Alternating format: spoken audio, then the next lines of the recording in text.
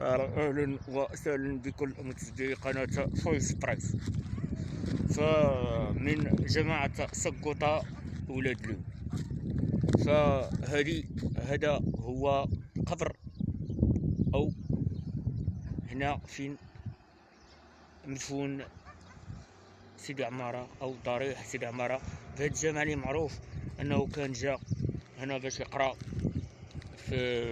هنا كان مشارك في أحد الدواوير بسقوطة، ولكن شاءت الأقدار أنه يعيش هنا ويدير الوليدات ويتدفن هنا. هنا هو قبر ضريح سيدي عمارة بجماعة سقوطة أولاد دلين. فكما تشوفوا معنا مشاهدات قناة فويس برايس، هذا هو القبر ديال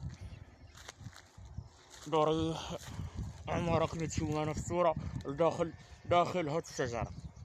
فهنا هذا هو ضريح سيدي عمارة اللي كان جا لهاد المنطقة عبر لأن الناس تقول أنه جا هنا كان فقيه وكان مشارك هنا في أحد الدواوير، ولكن شاءت الأقدار أنه يتوفى ويموت هنا. هنا من عادات وتقاليد هاد القبائل ديال هاد المناطق ديال سقوطة، أنه كانت من الأزلين من هذه السنين أنه هذا هو القبر ديالكم تشوفون معنا داخل الشجرة. سبحان الله. الناس كانت تتبرك بهذا الولي الصالح، وكانت دائما من العادات ديالهم أن في كل أيام الأعراس ديالهم في الصيف كانت الناس القبائل المجاورة كانت تجيب في العود ديالها، وكانت تجي هنا في الزيارة ديالها الضريح للتبرك منه، لأنه كانت يقولوا أنه شيخ صالح في هذه المنطقة، وكانوا الناس يزوروه وياخذوا التبركات منه حسب الأقاويل. سبحان الله. حسب أقاويل هاد الناس اللي كانوا تيقولوا أنه كان سيدي عمارة كان من الناس الصالحين اللي عبد، ومن الزهداء الصالحين تعبدا في هذه المنطقة. هذا هو القبر ديالو. مشاهدات قناة فويس برايس كما تشاهدون معنا في الصورة داخل سبحان الله داخل أحد الأشجار اللي هي في الشكل سبحان الله كما تشوفون معنا في المباشر فالشجرة. سبحان الله.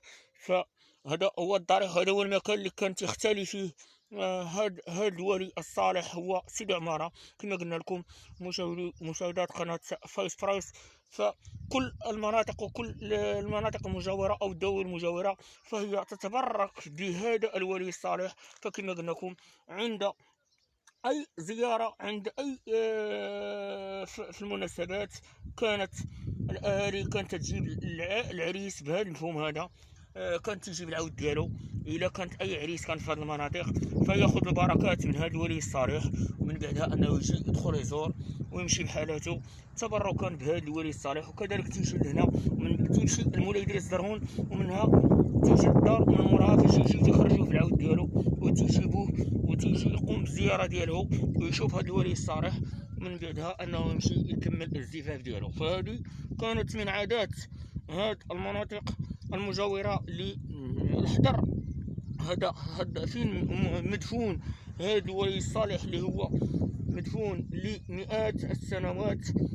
كما تقول لنا الناس أنه كان من الزهداء، كان من الصالحين، كان إنسان متقي، إنسان متعبد يخاف من الله، إنسان أعطى للفقهاء. ولكن شاءت الأقدار أنه يجي من أحد المناطق، ولكن هنا فين تدفن أنه جاء باش أن حسب الأقوال ديال هاد الناس ديال القبائل جا كان من الناس الفقهاء، ولكن كان هنا كان مع الناس هنا وكان سميتو.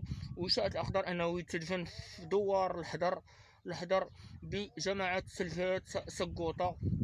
وكما قلنا لكم فسبحان الله شوفوا هذا الشكل هنا فين كان هو تيتعبد داخل هذه الشجرة اللي هي سبحان الله. كان الناس ديال هذه القبائل تيتبركوا لها لسنين ولسنين، وما زالت لسنين أن الناس تجي لها للتبرك بهذا السيد الصالح وهو سيدي عمارة اللي جاء من أحد المناطق ديال الحوز، ولكن بالتصوف ديالو والعبادة ديالو. المكان شاء الأقدار أنه يموت هنا، والأب ديالو، ولكن الأب ديالو في الحوز، ولكن هو مات هنا هنا وتدفن هنا، لأنه كانت عزيز على هذه المنطقة هذه والناس ديالها والمناطق ديالها. سبحان الله. فهذا الشكل كما تشوفوا مشاهدي مشاهدات قناة فايس برايس داخل أحد الأشجار كما تشوفوا معنا. فهنا كاين الروض أو القبور ديالو، قبور سيدي عمارة اللي كان إنسان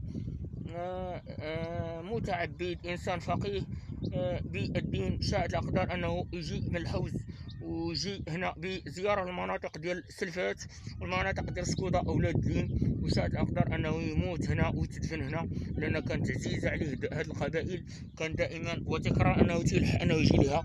فكما تشوفوا معنا مشاهدي، فهذه القبور ديال الدواوير اللي كانوا هنا كذلك اللي كما تسمعنا في الصورة، ولكن هو قوت الحب ديالو ديال هاد الدوار هذا ولهاد المنطقة.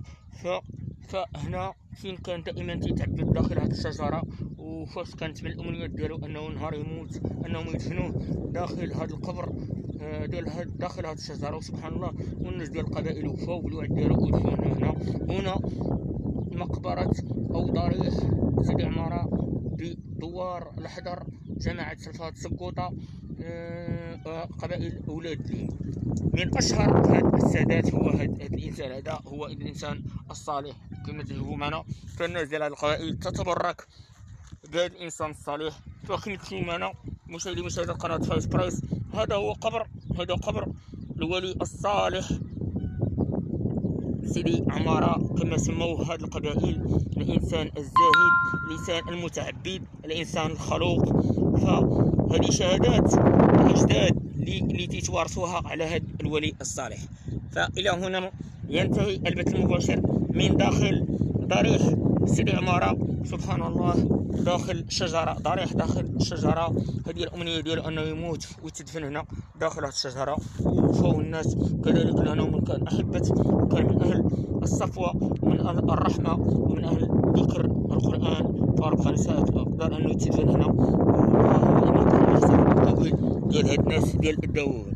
فإلى هنا مشاهدات قناة فايس برايس ينتهي البث المباشر من سقوطة ولود لين، وإلى اللقاء.